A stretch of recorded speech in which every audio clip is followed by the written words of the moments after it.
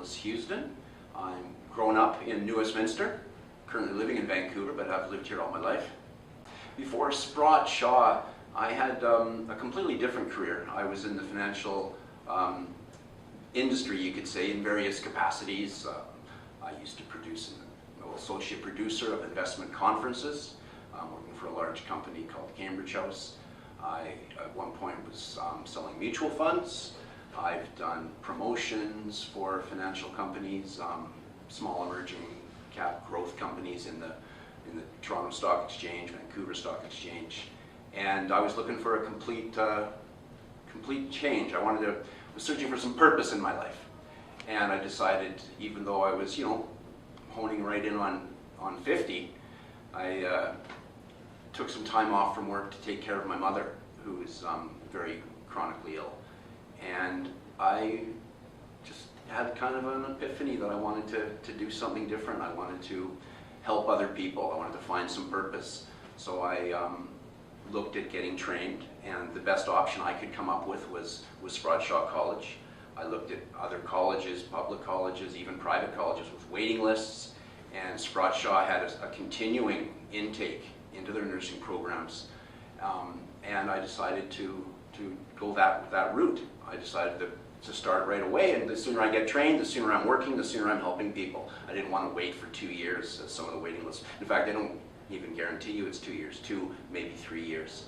So I did a full program at Sprott Shaw. I got my care aid certificate, decided I wanted more, so I kept getting trained. I took my community support working diploma.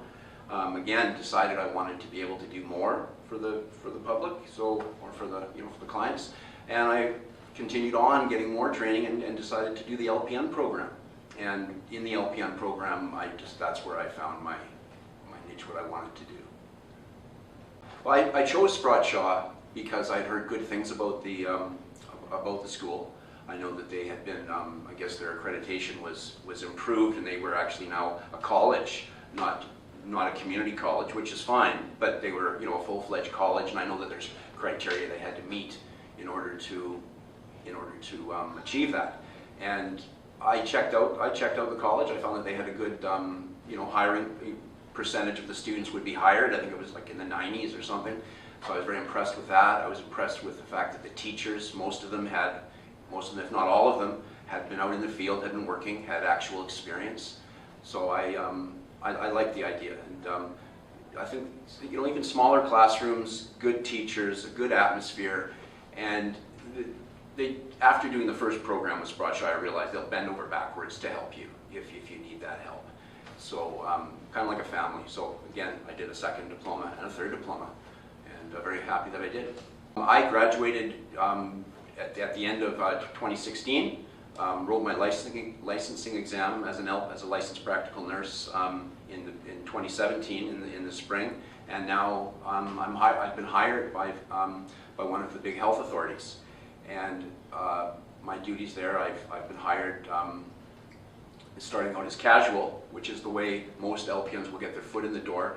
But right away, the health authority is encouraging you to as soon as you feel ready, to apply for part-time, to apply for full-time. So my goal is to be full-time within, I hope hopefully a few months. I know there's lots of opportunity as a licensed practical nurse. There's a growing population. There's a lot of need.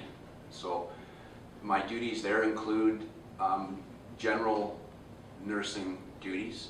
Giving medications is a big part of what I do, but assessing the clients, giving the medications, and making sure that they're safe, that they're comfortable. Safety is one of the things they'll teach you in college. Is